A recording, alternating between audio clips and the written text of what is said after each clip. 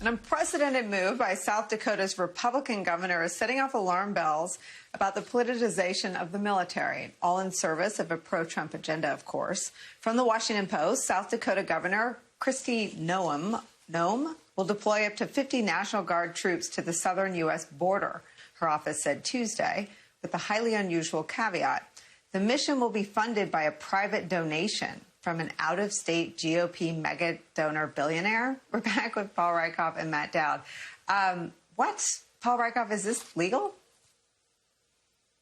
I don't know if it's legal, but it's definitely wrong. I mean, our troops are not mercenaries. They're not guns for hire, despite what Donald Trump thought. They're not his military. And the National Guard in South Dakota is not Governor Kristi Noem's military. You know, every time I come on, you ask me, how bad can it get? This is how bad it can get. We don't want the politicization of the military to go so far where within the United States, you have blue armies and red armies. So this is a very dangerous element for our national security, for this political dialogue, and it shows how far this friendly fire politically is bleeding over into our military. Imagine being one of those 50 National Guardsmen who now hears you have to go down there because a private donor threw some money in. This is not what you signed up for. It's a violation of the compact that we have with our men and women, and it's another sign of how this is continuing to bleed further and further into our society. I mean, Matt Dowd, the idea that let me read some more from this report, but the idea that a donor could write a check that goes to the National Guard doesn't seem possible. Let me read some more from what the Post is writing about this.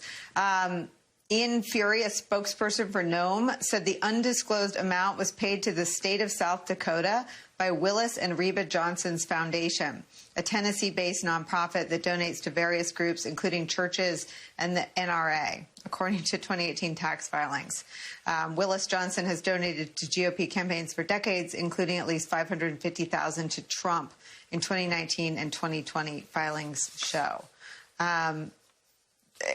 You know, this doesn't feel like the way a chain of command should ever go, from a donor to a Republican governor to the National Guard to the border.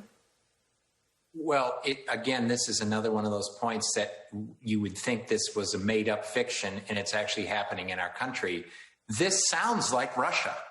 I mean, think about the fact oligarchs working with people that believe in autocracy to use whatever mechanisms they have to do whatever they want within a country. That sounds a lot like Russia in the course of this, and using the military for whatever purposes you want that are going to enhance your own benefit in this.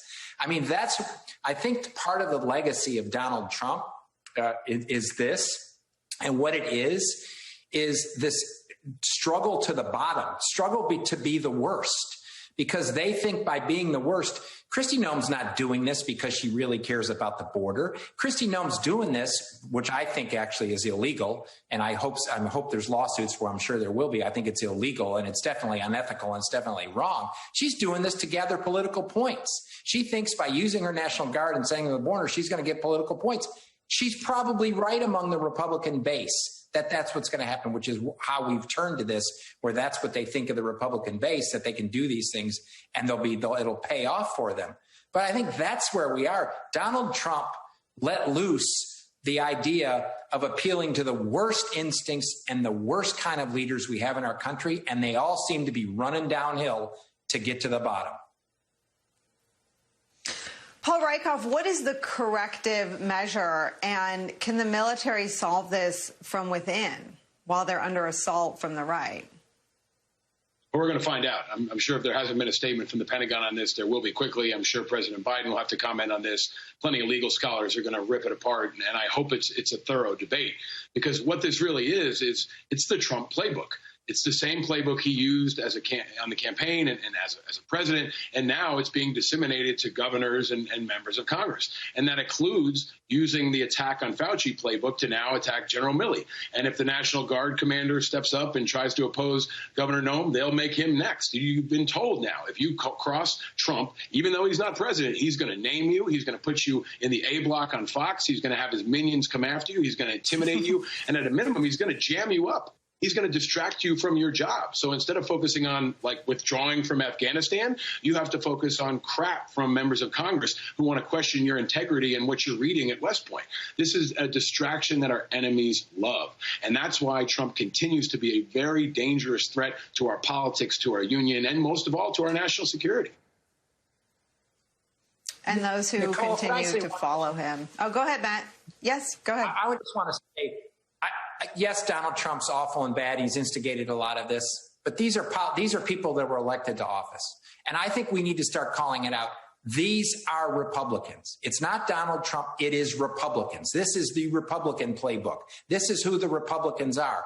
And the unicorns like Liz Cheney and Adam Kinzinger aren't part of that Republican Party. The Republican Party, lock, stock, and barrel, is this autocratic way they're acting. And we just need to start taking it from Trump to the Republican Party of America is autocratic. That's what this is. I couldn't agree more. I'd like to associate myself with Matt Dowd's comments. Paul Rieckhoff, Matt Dowd, thank you both so much for spending some time with us today. When we return, the death toll in the building collapse in Surfside, Florida continues to climb. We'll get a live report on today's developments after a quick break.